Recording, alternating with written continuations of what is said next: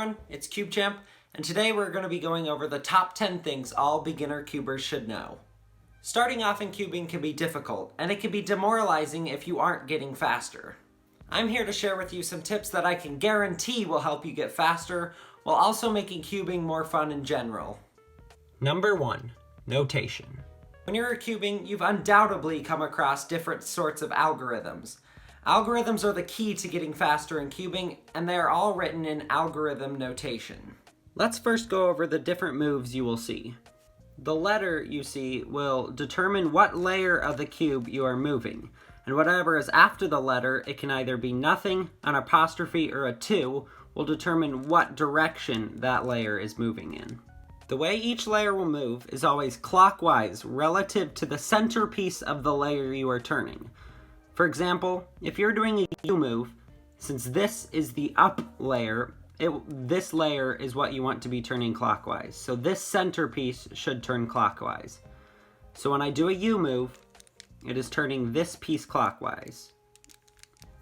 And it will be turning clockwise all the way around. Our moves move relative to where the right centerpiece is at, so this one, and it is going to move clockwise, so an R move is going to look like this, whereas an R prime will look like this.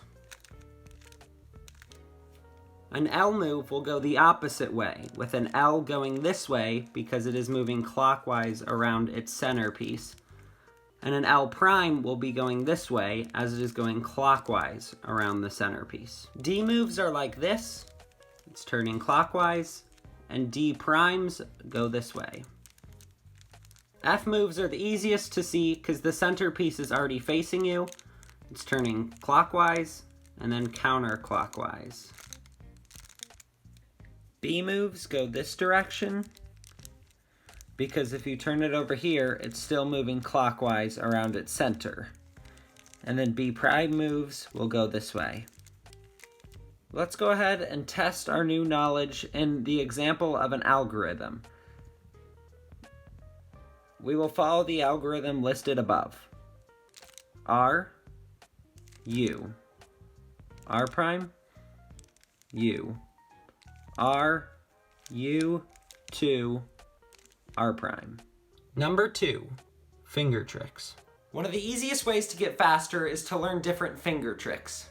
When you watch videos of people solving, the way they are turning so fast is by doing different sorts of finger tricks. There are a large variety of different finger tricks you can do. The most basic is a U layer flick. All you have to do is take your pointer finger and push the layer across. This can also be done with your opposite finger to do a U prime. This can also be done quite fast. You could do this in a similar way with D moves by using your ring finger and pushing across on the cube, and doing the same thing with your opposite ring finger by pushing the layer. This can also be done quite fast. Double flicks are a very easy way to do U2 moves. All you have to do is push the first layer like before, and then push again with your middle finger. And if you do it back to back, it will look something like this, and it can be very, very fast. You can also do the same thing with your other hand by pushing with both fingers. Let's now do our soon algorithm before with our new finger tricks. We could do R the same way, push for the U, R prime, U, R, and then we can double flick for our U2, R prime. Number 3, color scheme. When solving big, even layered cubes, your centers are not set in place, which means you have to do it yourself. You need to know what order the pieces go in, otherwise your cube will be messed up and you will not be able to do F2L correctly. After solving the white and yellow centers, one way to think about the order of the remaining centers would be by using the acronym GOOBER. G-O-B-R, or GOOBER, stands for green, orange, blue, and red. We can use our acronym of GOOBER to solve the remaining 4 centers on this cube. As you will see, GOOBER also translates to a 3x3, green, orange, blue, red, which is the correct order we want this one to be in. So if we start out with our G of GOOBER, we could solve the green center, orange, blue, and red. Number 4, learn better algorithms. When you first learned how to solve the puzzle, chances are you use the beginner's method, which solves the cube piece by piece. While this method is good, it is quite slow, and there are a lot of easy ways you can optimize this. One of the most annoying cases while using the beginner's method is when you have a flipped edge in the slot. What you would normally do to fix this is take it out, put the corner in, and then solve it as normal. But this is quite slow, and there's a much faster way to do it. If you take this flipped edge here, all I have to do is take it out like this, and then you want to put the white sticker either on either of the sides. It doesn't matter left or right. Then you want to move it out of the way so you could put this piece back there. Because once I put this piece here, I'm going to turn this layer back up and these two will be joined. So if I move this, put this guy in the back, and then join these back together, then I have a completed pair that I can simply put back in here. And that is much faster than doing it in 2 steps. If you're putting in your last pair and you see that you have none of the yellow pieces solved on top other than the center, then when you put in the pair like normal, then you're going to have some sort of dot case, which is a lot slower. One easy thing you could do to fix this is by doing a sledgehammer to put this piece into here instead of just putting it in like this. A sledgehammer is a very basic algorithm. It's R prime, F, R, F prime, and it leads to a different case that won't be a dot case. And that is a lot faster than going like this and having some sort of dot case to just sledgehammer it in and have a nice and better case. Another way to use the sledgehammer is if you have an L on top with the yellow pieces being in the top and the left. If you put this in like normal, you're going to get a line case. But if you use a sledgehammer, your case on top will be a cross, which is a lot better than any other case you're going to get. Learning these short little optimizations can greatly decrease your move count, therefore making your solves a lot faster. Number 5, how to memorize algorithms. While it might seem daunting to learn large sets of algorithms, it's actually a lot easier than you might think. All you need to do is put different sets of moves into groupings, which make it a lot easier to memorize. For example, if you take this algorithm, a T-perm, and break it into 3 separate groups like this, it becomes a lot more manageable because you only have to do 3 groups of moves, not 14 individual moves. Let's go ahead and do this algorithm with our new groups of moves. So if we go ahead and do our first groups of moves, we see it's R, U, R prime, U prime, which we know as just a sexy move. The next group of moves is R, F, R2, U, which is also pretty easy to memorize. There's also 2 little filler moves in here which are quite easy. It's just R prime, U prime, which we can quite easily memorize. And then the last moves are easy. It's just R, U, R prime, F. And we could do this easier by just breaking it up into our groups and doing it fast. So we can go RU, R prime, U prime, RF, R2, U prime, RU prime, R prime, U prime, sorry, RU, R prime, F. Number 6, cube setup. One of the most important factors in solving faster is having a good, well set up cube. Even if you have a good cube, if it is not set up well and regularly lubed, then it will not perform well at all. Even a few drops of lube can greatly increase the quality and performance of your puzzle. I will show you how to lube this puzzle with 2 different types of lube, speed lube and silicone lube. Silicone lubes are very easy to dispense as all you literally have to do is just drop it into the puzzle. So for this one, go ahead and take off the cap. All you have to do is just open up the puzzle a little bit, take this, and drop a few drops on the inside. Put the cap back on. And all you have to do is do some turns on this to start breaking in that lube. And it is already feeling better because I have not lubed this one in like a very, very long time.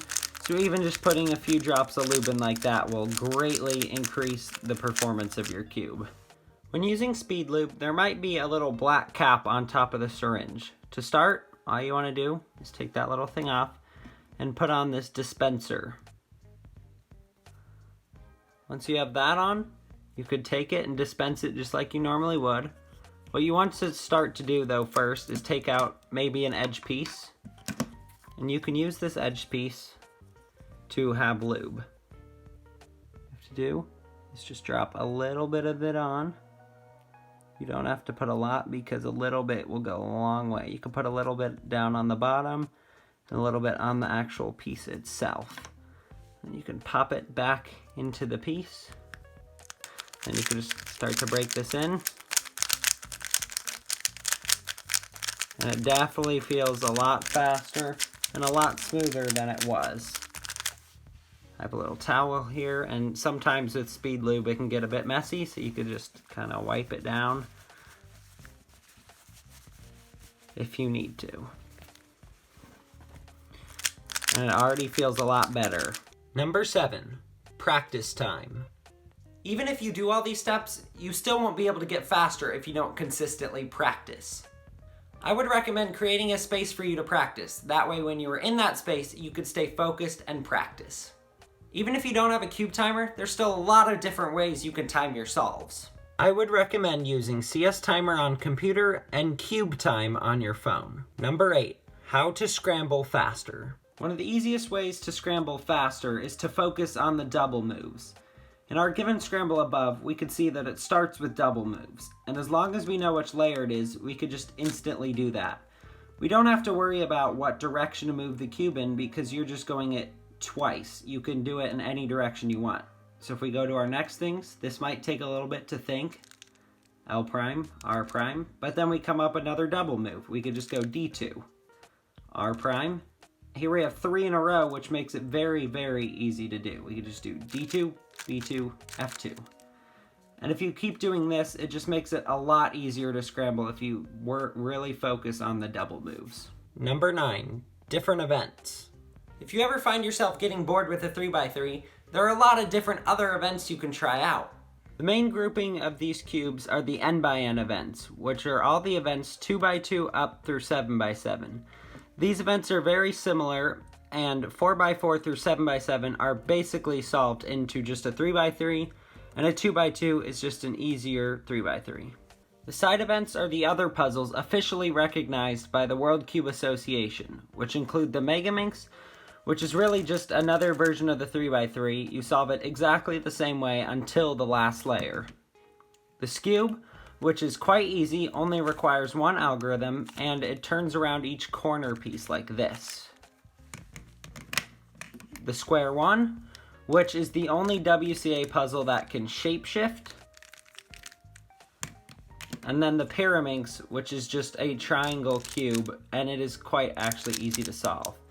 And there's actually one more, but we don't talk about that one. There are also some different variations of the classic 3x3 puzzle. One of them is 3x3 one-handed, which is the exact same thing, except you have to solve the whole thing with only one hand. And there's also 3x3 FMC, or Fewest Moves Challenge, which is where you're given a scramble and you try to solve it in the least possible amount of moves. You're given an hour and you have to write your solution on a sheet of paper. The final category of events are the blind events, where you get a cube, you get as much inspection time as you need, and then you have to solve that cube blindfolded without looking at it. You could do this for the 3x3, the 4x4, and the 5x5. Another event is multi-blind, where you get as many 3x3s as you would like, and you have 1 hour to inspect and solve all the cubes. Number 10, competitions. If you've been cubing for a while, you might want to consider going to a competition. Competitions are very fun and can help you meet lots of other cubers. You also can get an opportunity to try out different cubes and puzzles and know if you want to buy them. You can also get yourselves officially recorded in the WCA, or World Cube Association. Number 11, World Cube Association. A little bonus tip, the World Cube Association, or WCA, is used as the official means of recording solves. All competitions are WCA authorized, and all world records have to be broken at a WCA competition. You can go to the WCA homepage at worldcubeassociation.org to see records, results, and competitions coming up in your area. I hope these tips will help you in your speed cubing journey. If you have any questions or concerns, Let me know in the comments and I will try my best to answer them. Thanks for watching. See you soon.